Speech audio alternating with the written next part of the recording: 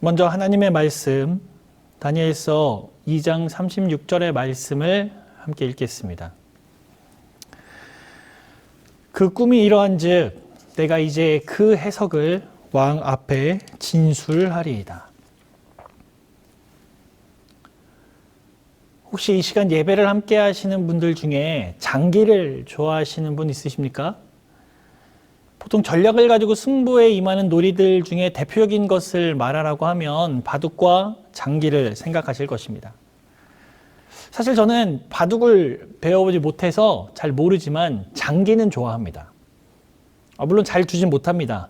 장기를 군대에서 처음 배웠기 때문이죠. 상당히 이렇게 좀 늦게 배웠고 현재 꾸준히 이렇게 두는 것은 아니기 때문에 실력이 좋지 않습니다. 이렇게 실력이 안 좋다 보니 장기를 두다 보면 저보다 실력이 월등히 앞선 사람과 두게 되는 경우가 있습니다. 그러면 결과가 참 이상해집니다. 분명 동등한 조건에서 시작하는데 마지막엔 제 장기말이 없어집니다. 중간중간 조금씩 말을 잃게 되면서 최종적으로 외통수를 당하곤 합니다. 제가 너무 억울하고 분해서 그 사람의 장기 두는 것을 분석해 봤습니다. 대체 무슨 차이가 있을까? 그 결과 그 사람과 저의 차이를 알게 되었는데요. 그건 앞을 내다보는 능력의 차이였습니다. 한참만 바라보며 장기를 두는 것이 아니라 하나의 수를 토대로 한 수, 두 수, 세 수 혹은 그보다 더 앞을 생각하고 승부에 임하는 사람과 그렇지 못한 사람, 장기에서 이걸 잘하는 사람을 고수라고 할 수 있을 것 같습니다. 우리의 인생도 장기처럼 잘 내다볼 수 있으면 얼마나 좋을까요? 그러나 우리가 다 알다시피 우리의 인생은 한치 앞을 내다볼 수 없습니다. 당장 1분 뒤에 무슨 일이 일어날지, 어떠한 사건이 발생할지 예측할 수 없습니다. 장기나 바둑은 이렇게 동등한 상황에서 시작하죠. 그러나 우리 인생은 그 시작점도 사람들마다 다 다릅니다. 이렇게 변수가 많아서일까요? 우리는 다양한 변수 속에서 살아가지만 최선의 선택을 하기 위해 미래를 예측하고 싶어 합니다. 그리고 불확실한 미래 속에서 조금이라도 손실을 줄이고 살아가기 위해서 이런저런 계획을 세우곤 하죠. 그러나 아무리 계획을 세운다고 해도 한치 앞도 모르는 것이 우리 인생입니다. 개인적으로 제대로 예측하지 못해서 속상했던 경험이 있다면 바로 자동차 세차 후 비 오는 것을 경험하는 것입니다. 분명히 일기예보에서 비가 안 올 거라고 했는데 그래서 세차를 했는데 하고 난 뒤 저녁에 비가 오는 경험. 아마 이 예배에 참석하시는 분들 중에 그런 경험을 해보신 분이 있으실 것이라 생각을 합니다. 그럴 때마다 참 생각하게 돼요. 인생 참 어렵다. 인생 참 내 뜻대로 순탄하게만 가주는 것이 아니구나. 이런 상황 속에서 조금은 엉뚱하고 이상한 질문을 함께 나눠보려고 하는데요. 우리는 예언자가 될 수 있을까요? 미래를 예언하고 사건을 예견하는 예언자. 우리가 예언자가 될 수 있는 방법이 없을까요? 이상해 보이는 질문이지만 분명 그 질문에 답은 존재합니다. 이 시간엔 다니엘서를 통해서 그 답을 생각해 보는 시간을 가지려고 합니다. 우리에게 너무 익숙한 책이죠, 다니엘서. 특별히 2장의 내용은 우리들에게 더 많이 익숙합니다. 아마 다니엘 계시록 공부를 시작하게 되면 반드시 배워야 하는 예언의 초반부이기 때문일 거예요. 여전히 다니엘서 2장의 내용은 흥미롭습니다. 느부갓네살의 꿈이 흥미롭고 그 꿈을 해석하는 다니엘도 흥미롭고 그 꿈의 내용이 앞으로 전개될 수많은 역사의 시작점이라는 사실도 굉장히 흥미롭습니다. 그런데 오늘 우리가 잠시 주목하고자 하는 부분은 예언의 내용이 아닙니다. 그 예언을 말하는 다니엘입니다. 우리가 알다시피 느부갓네살이 이제 꿈을 꾸죠. 그러나 기억이 나지 않습니다. 뭔가 기억해야 할 것 같은데 기억이 나지 않아요. 그런 답답한 상황 속에서 그는 사람들을 불러 모읍니다. 다니엘서 2장 2절에 있는 말씀이에요. 왕이 그 꿈을 자기에게 고하게 하려고 명하여 박수와 술객과 점장이와 갈대아 술사를 부르매 그들이 와서 왕의 앞에 선지라. 이때 왕의 부름을 받은 사람들에 대해 생각해 보면 그래도 그 나라에서 유명하다고 하는, 요즘 우리말로 바꾸면 신통한 사람들이 모였을 것입니다. 우리는 가끔씩 이 사람들을 길거리에 흔히 보이는 그런 어떤 가짜 무당들처럼 별거 아닌 사람들로 오해하곤 하지만 실제로 이 당시에 왕 앞에 불려간 이 사람들은 꽤나 영향력 있는 사람들입니다. 한번 생각해 보십시오. 여러분들이 풀리지 않는 고민을 가지고 있을 때 누구와 상담하고 누구에게 털어놓을 수 있습니까? 아마 여러분들에게 믿음과 신뢰를 받은 사람들일 것입니다. 물론 이들이 왕에게 신뢰받고 있다는 사실과 그들이 문제를 해결할 능력이 있는지의 여부는 완전 다르다고 할 수 있습니다. 이들이 왕에게 이렇게 이야기합니다. 갈대아 술사들이 아람 방언으로 왕에게 말하되 왕이여 만세수를 하옵소서. 왕은 그 꿈을 종들에게 이르시면 우리가 해석하여 드리겠나이다. 꿈을 먼저 알려주십시오. 그러면 해석은 바로 해드릴 수 있습니다. 그러나 왕이 원하는 것은 단순한 해석만이 아니었음을 우리는 이미 알고 있습니다. 꿈 자체를 말해주는 것이 먼저입니다. 그래서 이 사람들의 말을 들은 왕이 단단히 화가 납니다. 그래서 이제는 협박을 하기 시작합니다. 왕이 갈대아 술사에게 대답하여 가로되 내가 명령을 내렸나니 너희가 만일 꿈과 그 해석을 나로 알게 하지 아니하면 너희 몸을 쪼갤 것이며 너희 집으로 걸음터를 삼을 것이요 너희가 만일 꿈과 그 해석을 보이면 너희가 선물과 상과 큰 영광을 내게서 얻으리라. 그런즉 꿈과 그 해석을 내게 보이라. 이 당시 왕이 누군가의 몸을 쪼갠다고 하면 그 말은 정말 현실이 됩니다. 어려운 일이 아니기 때문입니다. 이제 이 상황 속에서 답답한 사람들은 누구예요? 불려온 술사들입니다. 살면서 가장 불합리한 질문을 받은 것도 억울한데 대답을 못하면 죽게 생겼으니 말이죠. 그렇지만 불가능한 일을 해낼 수는 없지 않겠습니까? 정말 두렵고 답답하지만 결국 술사들은 이렇게 이야기할 수밖에 없었습니다. 왕의 물으신 것은 희한한 일이라 육체와 함께 거하지 아니하는 신들 외에는 왕 앞에 그것을 보일 자가 없나이다 한지라. 결국 그들은 꿈을 제대로 설명하지 못합니다. 이런 상황 속에서 다니엘이 등장합니다. 상황을 파악한 다니엘은 하나님께 기도드리고 그 꿈에 대한 내용을 알게 됩니다. 그리고 당당하게 왕 앞에 나아가 그 꿈을 설명합니다. 오직 은밀한 것을 나타내실 자는 하늘에 계신 하나님이시라. 그가 느부갓네살 왕에게 후일에 될 일을 알게 하셨나이다. 왕의 꿈, 곧 왕이 침상에서 뇌 속으로 받은 이상은 이러하니이다. 그리고 설명을 시작합니다. 그리고 여기서 우리가 너무도 잘 알고 있는 익숙한 그런 그림들이 등장합니다. 지금은 예언을 공부하는 시간이 아니니까 전반적인 내용만 훑어보고 넘어가겠습니다. 왕의 꿈에서 신상이 등장하죠. 금머리가 상징하는 것은 바벨론입니다. 은으로 된 부분은 메데페르시아를 의미하죠.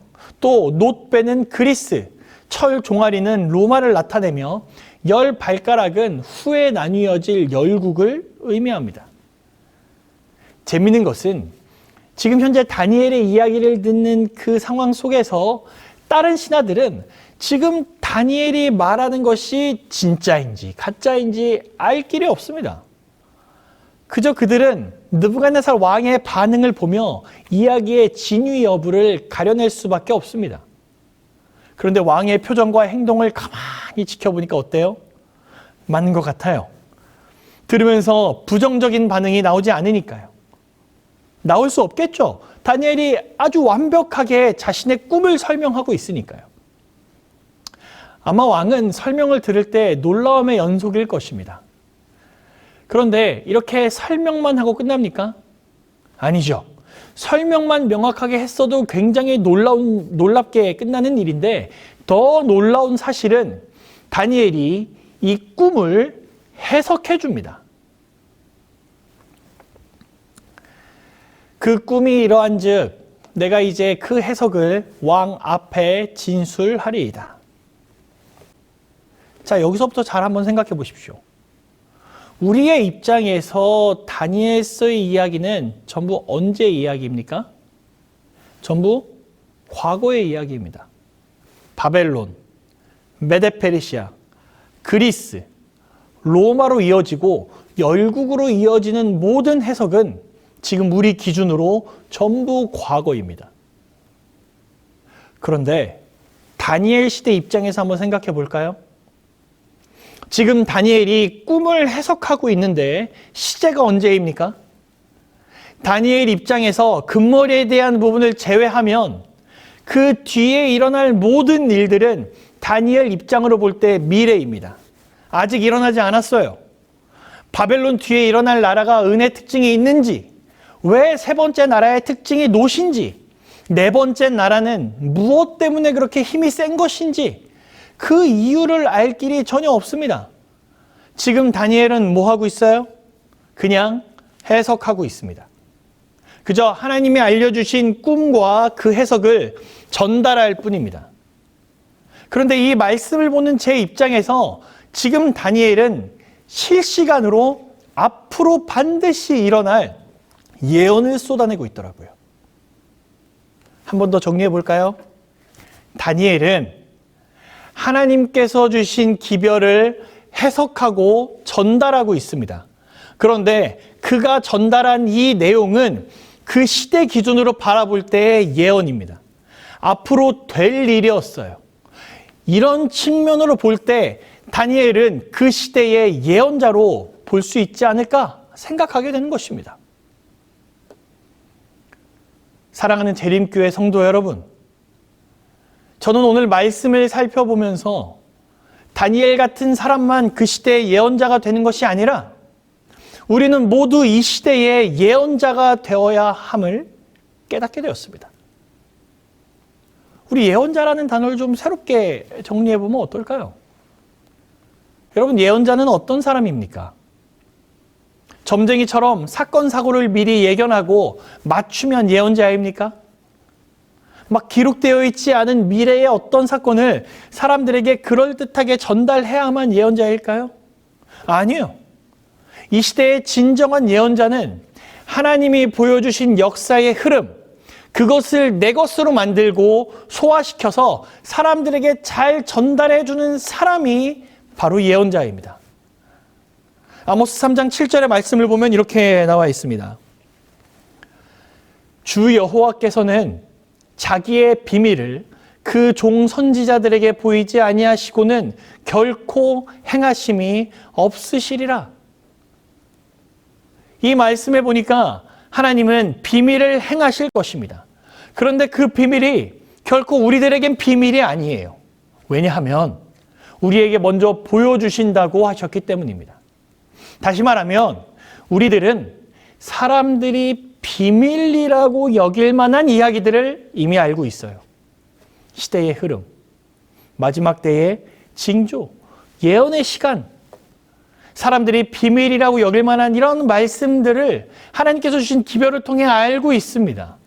그것을 우리가 전할 때 그 자체가 예언이 되어 사람들에게 전해지는 것입니다. 그러니 성도 여러분, 이 시간부터 여러분이 계신 곳에서 살아 숨쉬는 예언자가 되어주시지 않으시겠습니까? 여러분의 이웃들에게 하나님의 예언이 옛날의 예언이 아니라 과거의 어떤 유산들이 아니라 지금 현재 살아 숨쉬고 있음을 알려주는 예언자가 되어주시지 않으시겠습니까? 이 시간에 그 일을 위해 우리가 기억하고 준비해야 될 세 가지를 함께 나누고자 합니다. 첫 번째는 배워야 한다라는 것입니다. 여러분, 반드시 우리가 배워야 할 기별을 배우시기 바랍니다. 재림교인이라면 마땅히 알고 있어야 할 내용들을 공부해 주십시오. 특별히 성경에 등장하는 예언과 나와의 거리가 너무 멀지 않도록 점검하며 공부해 주십시오. 마지막 날의 사건들에 보니 이렇게 권면하고 있습니다. 그대 주변을 말씀의 벽으로 쌓으라. 그러면 세상이 그것을 허물 수 없다는 것을 그대는 보게 될 것이다. 성경 말씀을 암송하라. 그래서 사단이 유혹을 가지고 찾아올 때 기록하였으되 라는 말로 곧바로 대항하도록 하라. 이것은 우리 주님이 시험에 대처하시고 그것을 물리치신 방법이다. 열심히 배우셔서 그 배우신 말씀을 통해서 벽을 세우시는 우리 성도님들이 되시길 바랍니다. 여러분, 이걸 경험하면 정말 든든하지 않으시겠어요? 내가 배운 말씀으로 세상의 유혹으로부터 나를 지키는 경험을 하면 정말 얼마나 그것이 행복한 경험입니까? 우리들에게 말씀이 주어져 있습니다. 기별이 주어져 있습니다. 꼭 배우시기 바랍니다. 두 번째, 지켜주십시오. 여러분, 하나님께서 우리에게 선물로 주신 예언의 말씀을 지켜주십시오. 이 지키는 것은 우리가 방금 전에 함께 결심했던 배우는 것과 연결됩니다. 계시록 22장 7절에 보면 이렇게 나와 있습니다. 보라, 내가 속히 오리니 이 예언의 말씀을 지키는 자가 복이 있으리라 하더라.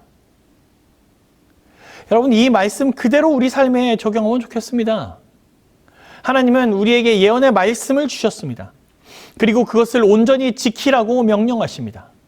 사실 말씀을 바꾸고 변질시키려는 시도가 얼마나 많았습니까? 지금도 세상에는 이 예언의 말씀을 잘못된 방향으로 해석하여 사람들을 현혹시키는 시도가 끊임없이 일어나고 있습니다. 이런 때에 온전한 예언의 말씀을 지키는 것은 우리들의 사명인 것입니다. 그러니 여러분이 예언을 배우실 때 어떻게 배워야 합니까? 제대로 배우셔야 됩니다. 하나하나 제대로 공부하시고 제대로 배우셔야 합니다. 동시에 내가 이 예언을 배운다는 것이 이 시대에 전파되어야 하는 예언의 말씀을 유지하고 계승하며 지킨다라는 마음을 가지시길 바랍니다. 변질되지 않도록, 그 말씀이 왜곡되지 않도록 우리에게 주어진 예언의 말씀을 잘 지켜주시길 요청드립니다. 배우신 예언의 말씀들을 수호하고 지키는데 여러분께서 최선을 다해 주시기 바랍니다. 세 번째는 말하라라는 것입니다. 여러분, 예언을 한다라고 말하는 것은 말한다는 것을 포함하고 있습니다. 재림교회 성도 여러분, 예언을 말해 주시기 바랍니다. 하나님께서 우리에게 밝히 보여주신 것들을 여러분들의 입으로 전해 주십시오. 열심히 배운 것들로 자기 자신을 지키고 동시에 다른 사람들을 지켜주시길 바랍니다. 그대들은 진리의 씨를 사방에 심어야 한다. 통로가 열릴 수 있는 곳마다 하나님의 말씀을 제시하라. 모든 물가에 씨를 뿌려라. 그대들이 수고한 결과를 즉시 보지 못한다 할지라도 낭망하지 말아라. 그리스도께서 그대들에게 주신 말씀을 전하라. 주께서 하신 것처럼 일하라. 지상 봉사 기간 동안 그가 하신 것처럼 그대들도 모든 곳에 나아가서 섬기라. 그러고 보면 하나님은 언제나 우리에게 침묵하지 말고 말하라고 말씀하십니다.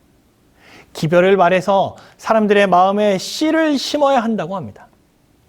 방금 읽은 내용을 보니 씨를 심어야 하는 곳이 어디입니까? 통로가 열릴 수 있는 곳마다, 기회가 닿는 곳마다, 연결이 될 때마다 전하는 것입니다. 이렇게 내 입으로 말하면서 이 시대의 예언자가 되어주시길 간절히 바랍니다. 사랑하는 재림교회 성도 여러분, 우리가 원하든 원치 않든 지금 이 세상은 끝을 향해 달려가고 있습니다. 그리고 이 시대를 살아가는 우리들에게 하나님은 기별을 맡기셨습니다. 그런데 혹시 현재 시대의 어려움과 기독교인에 대한 부정적 시각에 눌려서 의기소침한 나머지 말하는 것을 잠시 잊고 살지는 않으셨습니까? 마치 전하지 않아도 현재 상황이 어려우니 다들 이해할지도 모른다는 생각을 갖고 살지는 않으셨습니까? 우리는 예언자가 되어야 합니다. 지금 시대에 필요한 기별, 이 시대 사람들이 반드시 알아야 하는 앞으로 성취될 사건들, 이 메시지를 다른 사람들이 아닌 여러분들이 직접 전해야 합니다. 돌아온 후 이번 한 주가 여러분들이 예언자로서의 삶을 사시면서 복음 전파와 선교 사명을 지키고 보존하시면서 전하는 우리 모두가 되시길 간절히 소망하며 말씀을 마치겠습니다.